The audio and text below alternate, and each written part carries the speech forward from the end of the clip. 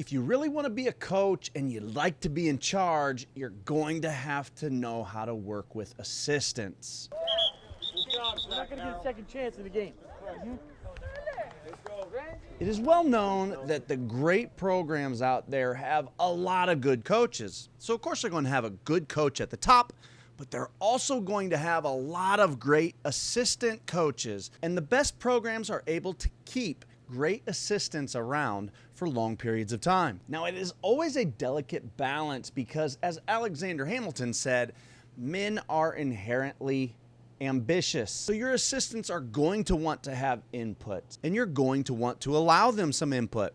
However, you, as the captain of the ship, have to keep things going in a certain direction, and you have to have a clear plan, and you have to be careful not to allow too many outside influences to take your program away from the direction you had it heading. Before I dive in, I want to say a huge thank you to all of you who have supported via membership below. And a special thank you to these four who've been members now for 6 months. Kyle, Mr. Steve, Corey, and Will, thank you for your support of the channel.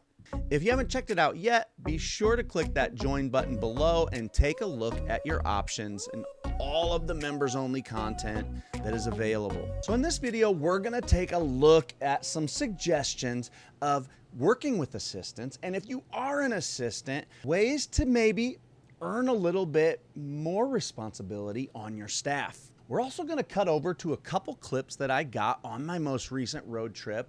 I drove all the way out to California, but made a stop in Salt Lake City at Corner Canyon High School. Ranked number 15 in the nation, head coach Coach Kjar sat with us, did a full presentation on their passing game, specifically the over concept, which I hadn't seen really before. But before he did that, he sat and talked working with assistants.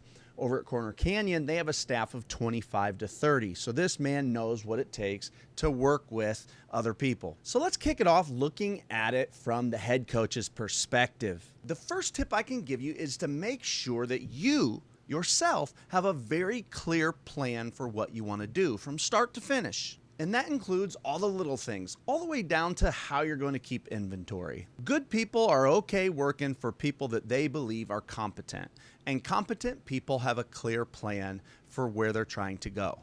And now within your plan, decide which parts you are willing to give a little. In those areas where you're willing, you could see it done this way or maybe this way as well, that's where you can allow assistants to have some say. But who gets to have say? Well, that's where you need to be an assistant that your head coach can trust. We're going to cut over to Coach Kjar as he alluded to that. Find the guys you can trust. How do you, when you manage a staff that large, how do you decide where you fit in when it comes to actual X's and O's? Have you carved yourself a place out, or are you constantly giving yourself smaller portions to keep other men happy? No, probably. I definitely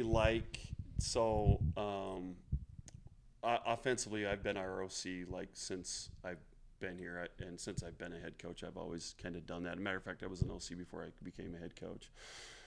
But especially, I think you have guys that you trust, or you know, if guys will come to me that are on staff that, you know, have a pretty good idea of what we're trying to do, and they bring good ideas. We always listen to that kind of stuff. We had a guy that played for me this years ago at Jordan High School, and then he finished up at Oregon State. He was getting ready to, he had an injury, so he's kind of getting back in shape and going to try to make another run at the NFL.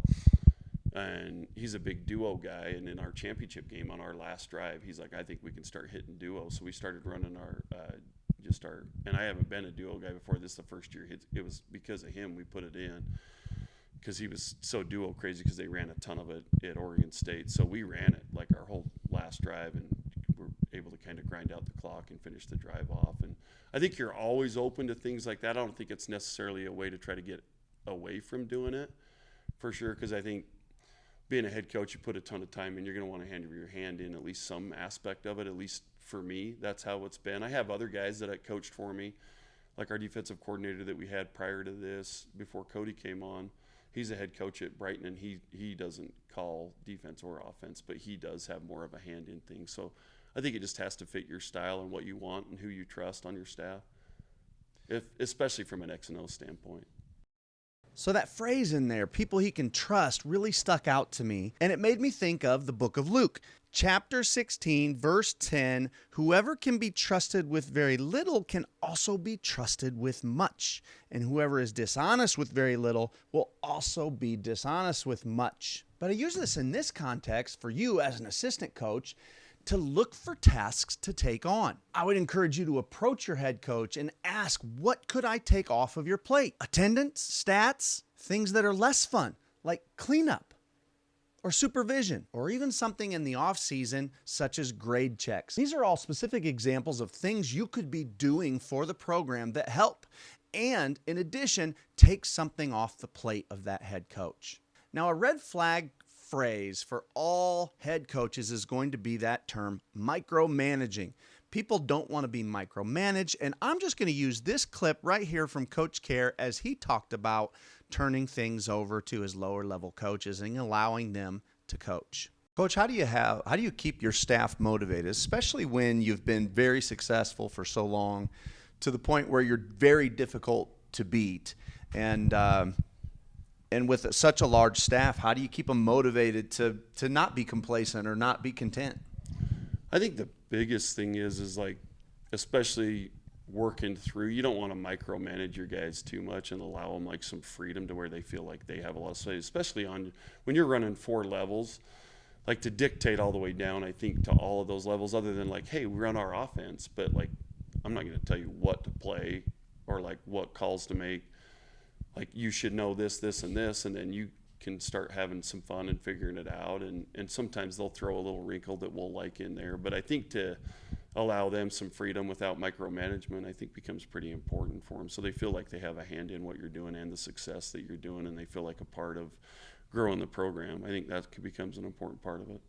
I think being able to push portions of that, like the segments of football, into that realm to where you don't feel like you're doing the whole part of that, right? So your defensive coordinator, if you are an offensive guy, I think you try to give them a lot of freedom in what they're doing and not micromanaging and trying to give them the room to coach and do their thing. Same with your special teams coaches, and then your coaches like on each side of the ball. You know, maybe if you see something, you say something to them, and then continue to push, you know, I think some growth like in those areas too for them. Like, they're going to probably want to go do more and more and support them as they kind of grow in that aspect too. But yeah, I mean, I do think there are pieces where you have to try to get some of that off your plate. And some guys are really good at that, like maybe to a fault, where they take too much off their plate or they're not trying to do enough. And I think other head coaches probably struggle where they try to want to control everything and they feel like they want to have their hand in anything. And some of that's probably why they went into being a head coach. But they, you know, I think you find out that's hard to try to do, and to do what, if you're going to be a coordinator, to do your job really well at the same time too. So I like that in there, how he alluded to, you've got to, you know, find what you're comfortable with and what your style is, and you've got to find in what ways am I willing to give guys some wiggle room to be able to try or do some things in the style or way that they want to do it. These are the things that are going to help your program, in that they help good men and or women stick around with your program. The last bullet point for this idea of working with assistants or working with other coaches is the term delegation. You as the head coach have to be willing to delegate jobs to your assistants. Some coaches go too far in that they delegate too much, and when you delegate too much, you really are losing control of giving that program a clear direction.